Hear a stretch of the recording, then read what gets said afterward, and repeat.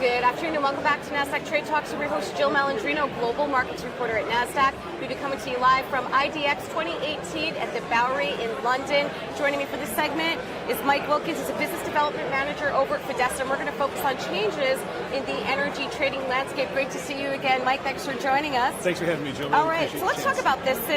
What are the changes that we've seen in the past 12 to 18 months, particularly in the energy trading landscape? Well, I think the biggest thing is we've really seen a return to volatility over the past year or so. And after a relatively stagnant time in the oil markets and the natural gas markets, we've started to see some kind of geopolitical movements going on between the changes as far as policy toward Iran brought on by the Trump administration, right, as well as some political unrest going on in Saudi Arabia.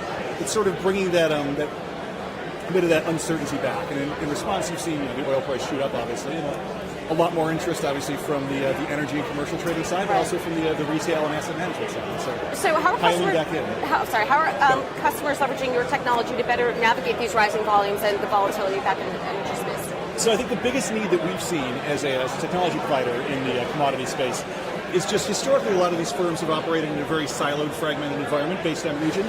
You'll have an oil desk in Singapore, an oil desk in Geneva, a natural gas desk in New York. A lot of times nobody knows what anybody else is doing.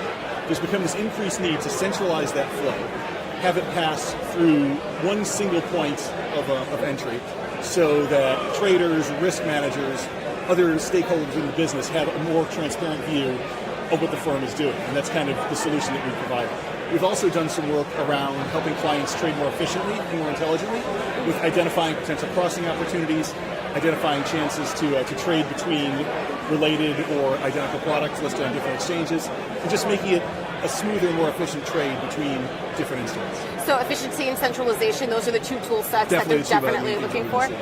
All right, and to wrap up, what other areas of commodity markets do you think are hot right now and why? I think there's kind of two. I think one is the agricultural trade. With all the news about sanctions going on, there's a lot of rumors that it might be agricultural commodities may be subject to sanctions in the coming days. The other one that's really interesting, I think, is in the metal space. As you see more and more growth in electronic vehicles, you're seeing an increased demand for both base metals, but also for a lot of more newish metals like lithium. I'd be curious to see kind of over the coming years, coming months and years, what you see happening in those more exotic metals if there becomes a real marketplace for them.